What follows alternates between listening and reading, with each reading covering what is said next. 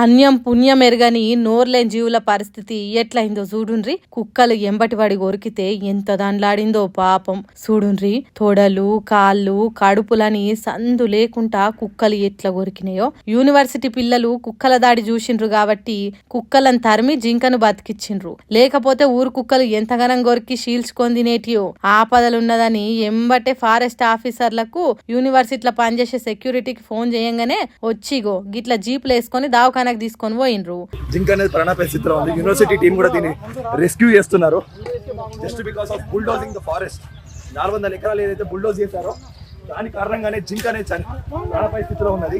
అంతగానం కష్టపడి దాన్ని కుక్కల నుంచి కాపాడినా దావకానకు పోయే వరకు పానం ఇడిచిందట. మరి మీ మేడం ఇక్కడ వచ్చి చూసారా? మీ మేడం లీవ్లో ఉన్నారు, మీరే చూసారు. ఆ జింక ఇక్కడికి వచ్చినప్పుడు దానికి ప్రాణం ఉండేదా? దానికి ప్రాణం లేకుండా పెద్ద పెద్ద దెబ్బలు ఏమన్నా జేసీబీలు ఇట్లాంటి తగిన మంచిగా ఉంది.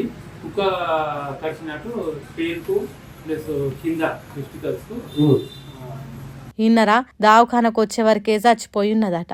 ఎట్లయిందో చూడుండ్రి జింకల పరిస్థితి. హాయిగా అడవిలో తిరిగే జింకలు కుక్క కాట్లకు పానాలిడ్చేటట్టు అయింది. దీని ఒక్కదాని పరిస్థితే ఇట్లుంటే కడమవిటి బతుకు ఎట్లున్నదో ఏమో. అడవి ఆగమాయే, గడ్డి గరక లేకపాయే. బయటికి వచ్చి ఆకు అలమో తిందామంటే అడుగడుక్కు కుక్కల గుంపు ఉంటుండే. వాటికి గనుక నోరుంటే ఈ సర్కార్ను పొట్టు తిడుతుండే కావచ్చు. మా బతుకును ఆగం చేసినోళ్ళు బాగుపడరని శాపనార్థాలు పెడతాయి కావచ్చు. ఇప్పటికైనా సర్కారు ఆ కడమ జింకలకు ఏం కాకుండా రక్షించే ఉపాయం చేస్తే మంచిది. లేకుంటే వాటికి తిండి దొరకక బయటికి వస్తే కుక్కల దాడితోని అన్ని చచ్చిపోయే ఛాన్స్ ఉంటదని అంటుర్రు వన్యప్రాణుల బాగు కోరే పబ్లిక్.